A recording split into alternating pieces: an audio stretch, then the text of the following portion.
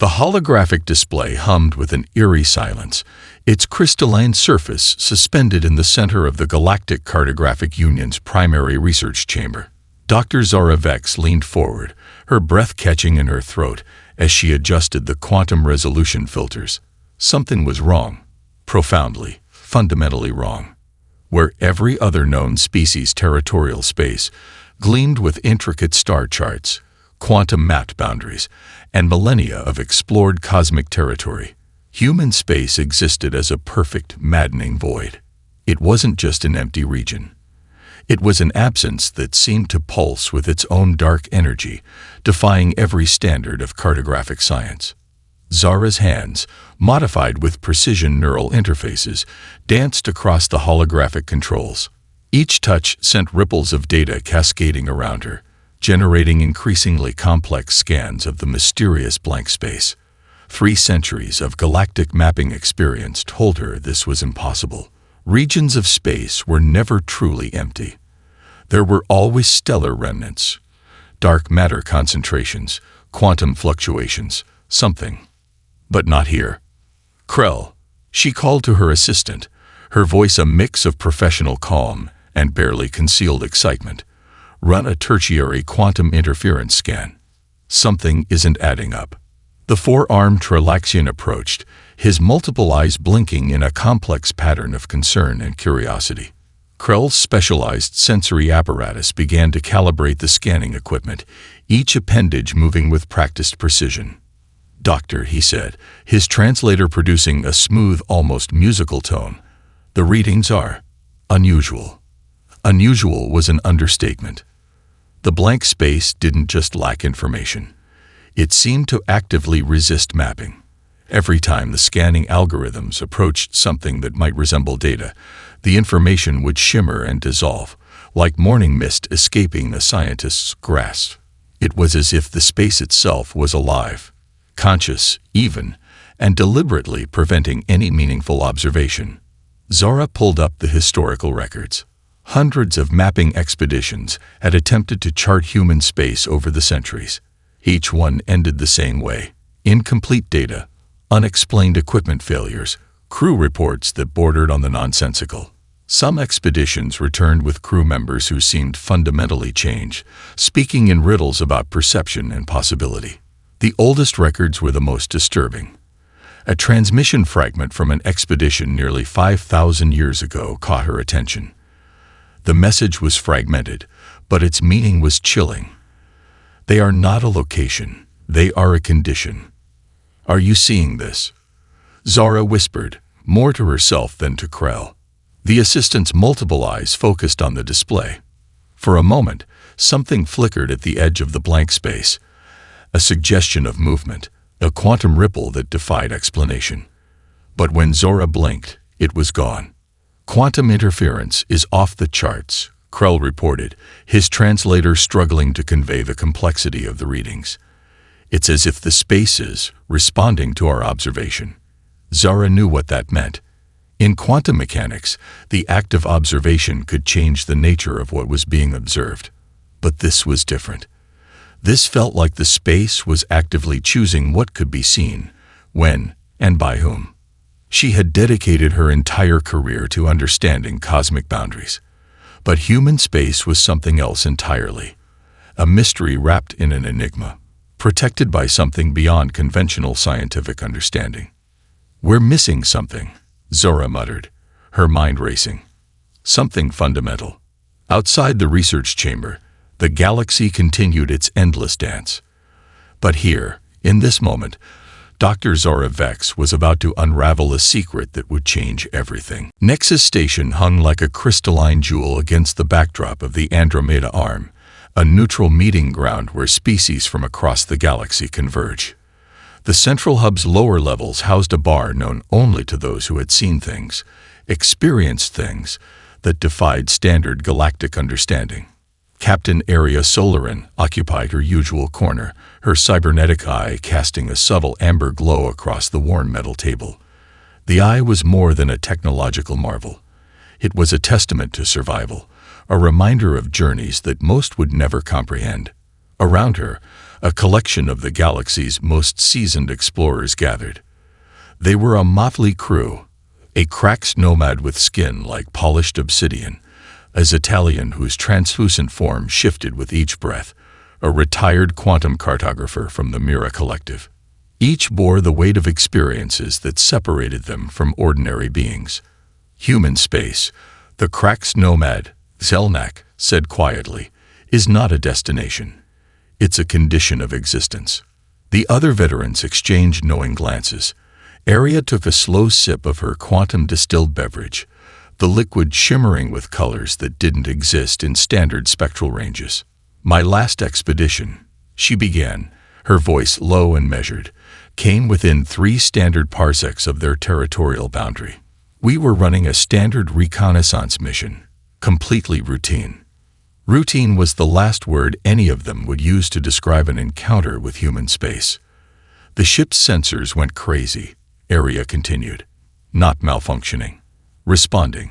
It was like the very fabric of space was aware of us. Our navigational systems began showing impossible trajectories, quantum fluctuations that shouldn't exist.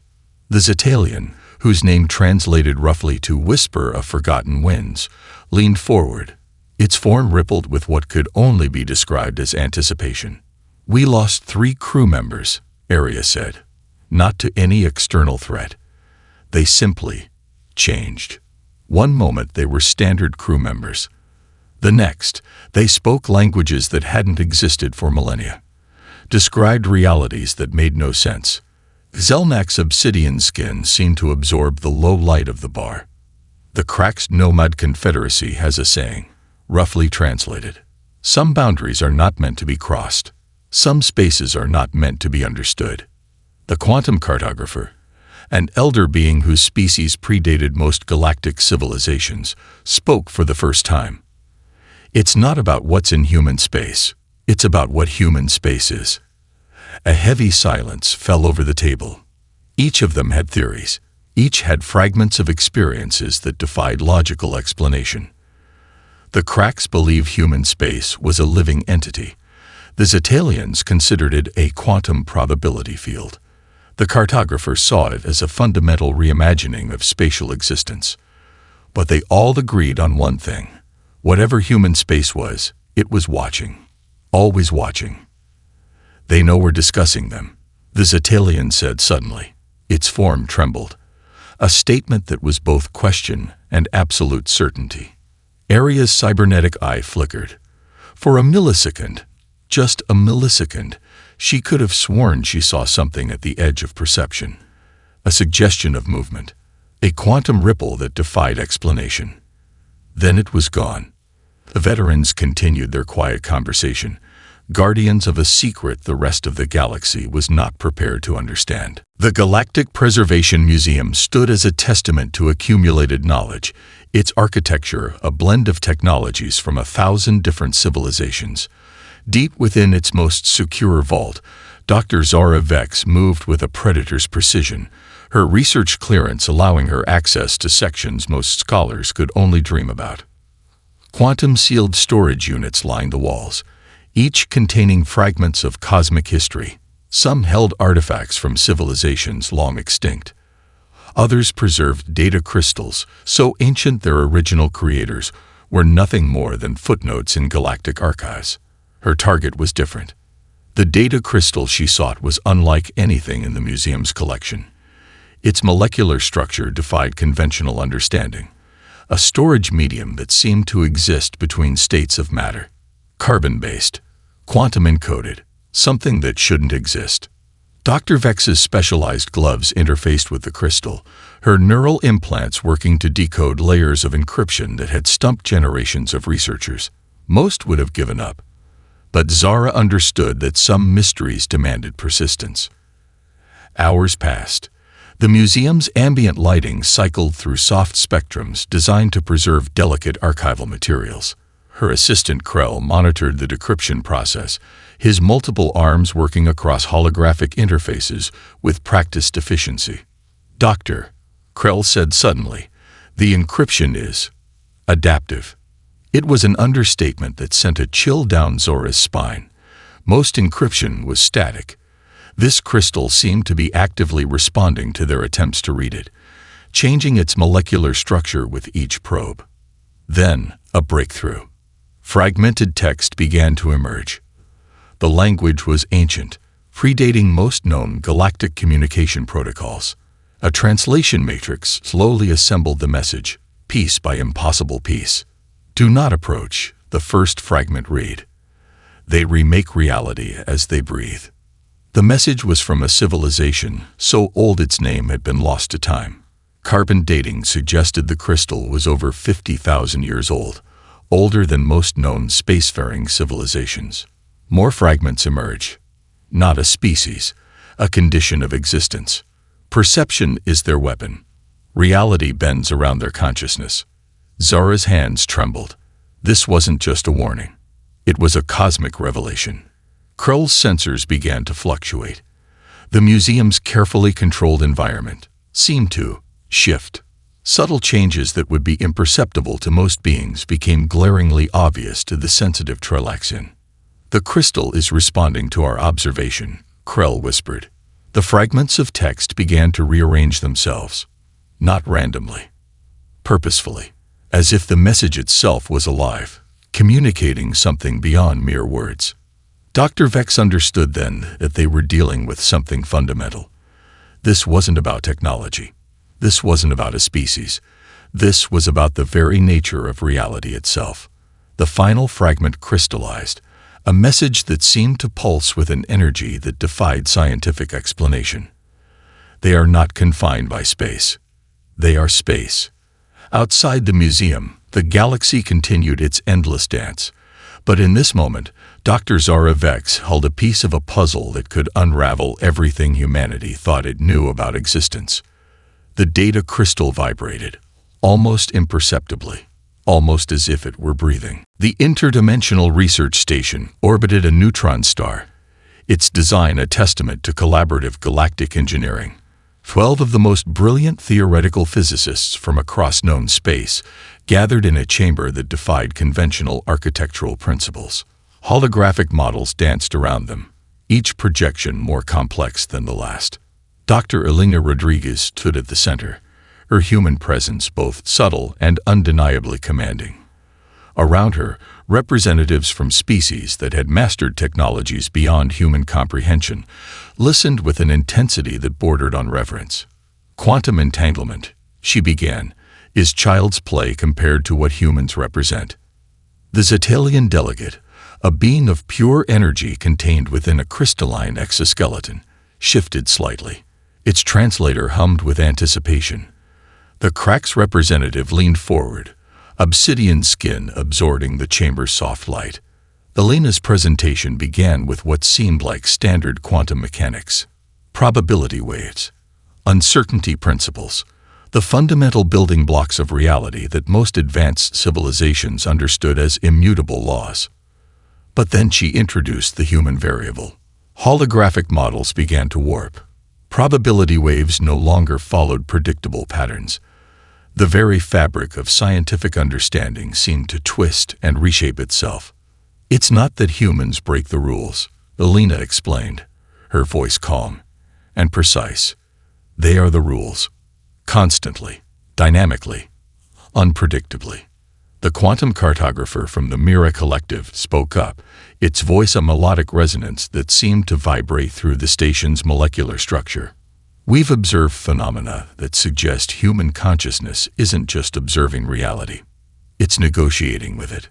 Concrete examples emerge. Research expeditions where standard physical laws seem to become flexible. Sensor readings that showed impossible trajectories. Communication logs where language itself seemed to exist in multiple states simultaneously. One particularly striking example involved a deep space research vessel. Its sensor logs showed the ship existing in multiple locations simultaneously, not as a quantum probability, but as a definitive, measurable state. When human researchers were present, reality itself seemed to become a collaborative experience. Imagine, Elena continued, a species that doesn't just understand the universe, a species that fundamentally converses with the underlying fabric of existence. The Cracks delegates' translation matrix struggled to capture the full implications. Probability became suggestion. Physical laws became guidelines. Reality transformed from a fixed state to a negotiable condition. They don't manipulate quantum mechanics, the Zetalian delegate observed. They are quantum mechanics. Each physicist presented fragments of research that defied conventional understanding. A human researcher who could influence probability fields simply by observing them. Communication systems that worked on principles beyond known physics. Technological interfaces that seemed to anticipate needs before they were conceived. Dr. Rodriguez's final slide was deceptively simple. A single equation that looked like standard quantum mechanics at first glance. But as the other researchers studied it, they realized it was something else entirely. It was an open-ended conversation. A mathematical language that didn't describe reality. A language that invited reality to describe itself. "We are not dealing with a species," Alina said quietly. "We are dealing with a fundamental reimagining of existence." The chamber fell silent. Outside, the neutron star continued its eternal dance, seemingly unaware that everything was about to change. The Horizon Exploration Initiative was the most ambitious mapping project in galactic history. 12 species collaborated, pooling resources that represented generations of scientific achievement. Their goal was simple: chart the uncharted regions of space, with a special focus on the mysterious human territories. The expedition ship, Quantum Horizon, represented the pinnacle of cooperative technological design. Crack stealth systems integrated with Zetalian quantum scanners. Mira collective navigation algorithms merged with advanced sensor packages from a dozen different civilizations. Every possible contingency had been planned. Every potential variable calculated. Captain Lyra Venn reviewed the mission parameters one final time. A veteran of countless deep space explorations, she had personally selected the crew. The most brilliant minds from across the galaxy. Physicists who could read the universe like a language. Engineers who could rebuild reality from its fundamental components. Their approach to human space was calculated, methodical, precise. The first signs of anomaly came 17 standard hours into the mission. Sensor readings began to fluctuate. Not malfunction. Fluctuate. As if reality itself was breathing around the ship, communication logs showed conversations that seemed to start in mid-sentence. Crew members reported experiencing memories that couldn't possibly be their own. Dr. Ilan Sora, the mission's lead quantum physicist, noticed it first. The ship's internal sensors were recording multiple simultaneous states of existence. Not readings. Actual, verifiable states of being. "We're being observed," he reported, his voice calm despite the impossible nature of the statement. The ship's artificial intelligence began to generate reports that made no logical sense. Trajectory calculations showed the vessel existing in multiple locations simultaneously. Communication logs contained conversations that referenced events that hadn't happened yet, or perhaps had already happened. Then, without warning, contact was lost. Not a standard communication breakdown. The entire ship simply disappeared. Fragments began to appear across the galaxy over the next several months. A section of hull found near the Carina Nebula. A fragment of a sensor log discovered in a research station orbiting a dying star. Pieces of equipment that seemed to exist in multiple states of matter. Each fragment told a story that made less sense than the last.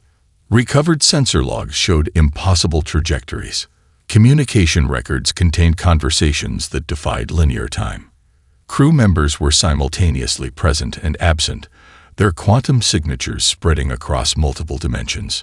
The Galactic Research Consortium spent months piecing together the fragmented data. What they discovered was more terrifying than any direct encounter could have been. The quantum horizon hadn't been destroyed. It hadn't been captured. It had been transformed. Sensor readings suggested the ship and its crew had become something else entirely. Not dead. Not alive. Not present. Not absent. A state of existence that human space seemed to generate spontaneously.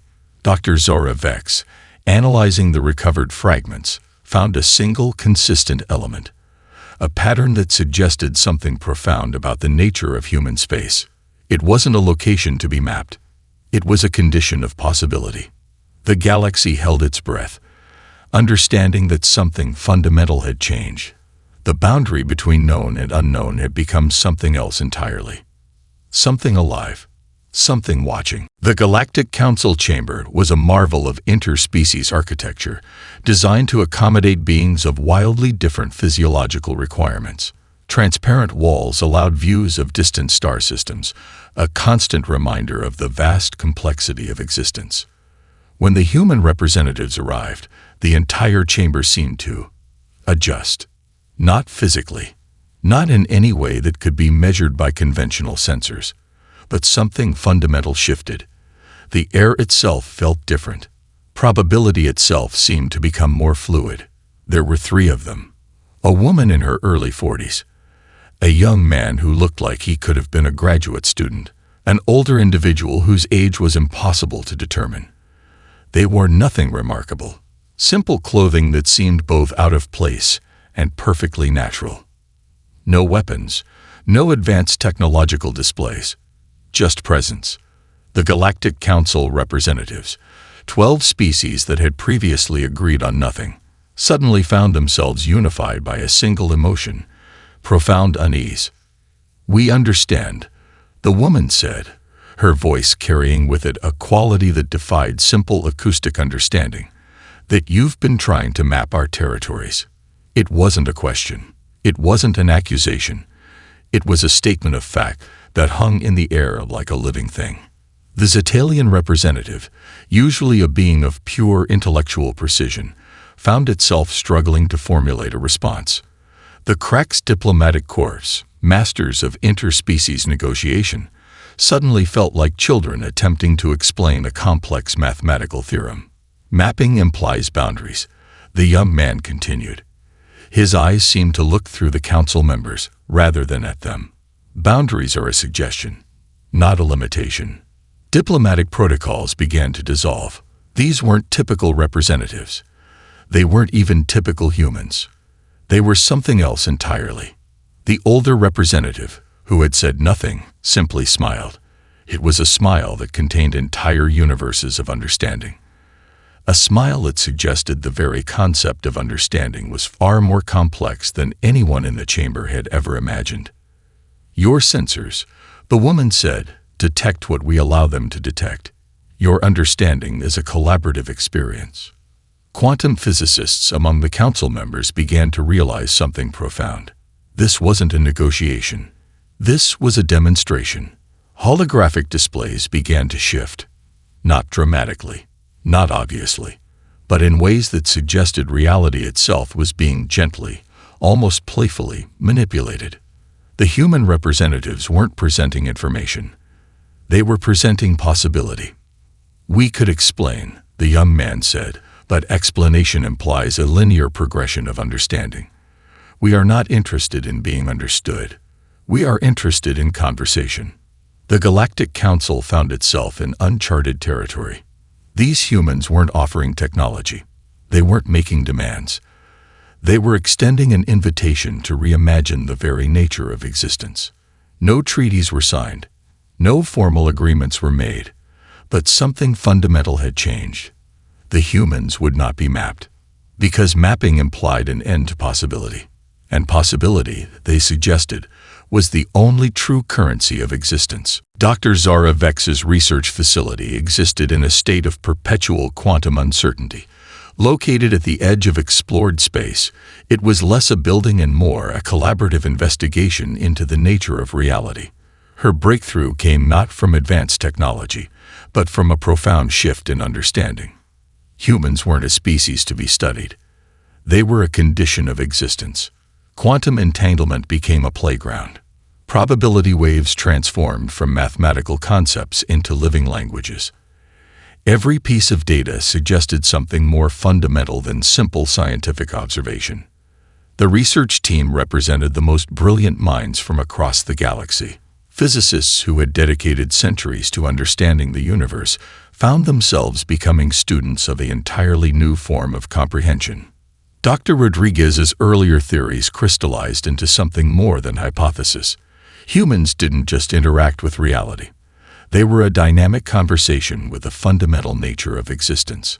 Sensor arrays designed to capture the minutest quantum fluctuations began to reveal patterns that defied conventional understanding. Not random patterns, not chaotic patterns, patterns that suggested a form of intelligence so profound it made traditional definitions of consciousness seem childishly simplistic. "We are not detecting," Dr. Vex told her team. "We are being invited to participate." Each observation changed the nature of what was being observed, not through traditional quantum mechanical principles, but through something far more complex, a form of interaction that suggested reality itself was a collaborative experience. The research facility became a bridge between known and unknown. Experiments that should have produced consistent results began to generate data that was simultaneously precise and impossible. Quantum states that existed in multiple configurations simultaneously. Probability waves that responded to human intention in ways that suggested consciousness was not confined to biological systems. Dr. Krell, the Trilaxian assistant, developed specialized sensor arrays that could capture these subtle shifts. Not to measure, not to define, but to participate. The boundary between observer and observed began to dissolve. Humans weren't just a species with unique capabilities. They were a fundamental reimagining of how existence could be understood. The living demonstration that reality was not a fixed state, but a continuous negotiation. The most profound discovery was not technological. It was philosophical. Existence was not something to be measured. It was a conversation, and humans were fluent in a language that most species hadn't even recognized existed. As the research continued, one thing became abundantly clear. The galaxy was about to undergo a fundamental transformation. Not through technology, not through traditional forms of expansion, but through a complete reimagining of what was possible. The boundary of perception had been crossed, and there was no going back. The final understanding emerged not with a dramatic revelation, but with a quiet, profound shift in cosmic consciousness. Humanity was not a species to be understood. It was a state of possibility. Dr. Zara Vex's comprehensive research synthesized decades of investigation into a single, breathtaking conclusion. Human space was not a location. It was not a technological marvel. It was a condition of existence that challenged every fundamental assumption about reality. The Galactic Preservation Archives would later document this moment as the most significant philosophical breakthrough in recorded history. Quantum physicists from 12 different species collaborated on a report that read more like a philosophical treatise than a scientific document. Their conclusions suggested that humans represented a fundamental shift in how existence could be perceived and experienced. Reality, they discovered, was not a fixed state. It was a conversation. And humans were fluent in a language most species hadn't even recognized existed. The implications were staggering. Every previous understanding of space, time, consciousness, and potential was being rewritten. Not through traditional means of scientific discovery, but through a continuous, dynamic interaction with the very fabric of existence. Diplomatic channels across the galaxy struggled to comprehend what this meant. How do you negotiate with a species that doesn't understand boundaries as limitations? How do you interact with a civilization that sees reality as a collaborative experience? The human representatives continued their quiet, almost amused interactions with the galactic community. They weren't conquerors. They weren't explorers in the traditional sense. They were participants in a cosmic conversation that most species hadn't even recognized was possible. Dr. Elena Rodriguez, who had first articulated the quantum nature of human existence, described it most eloquently. We are not defining reality.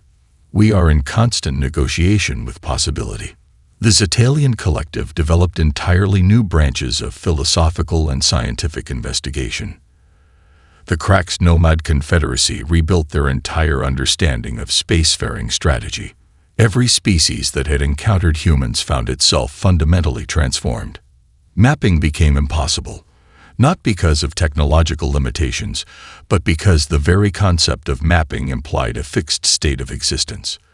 Humanity wasn't something to be studied. It was an invitation to reimagine what was possible. The stars themselves seemed to whisper a new truth. Existence was not about conquest. It was about conversation, about potential, about the continuous, dynamic negotiation of what could be.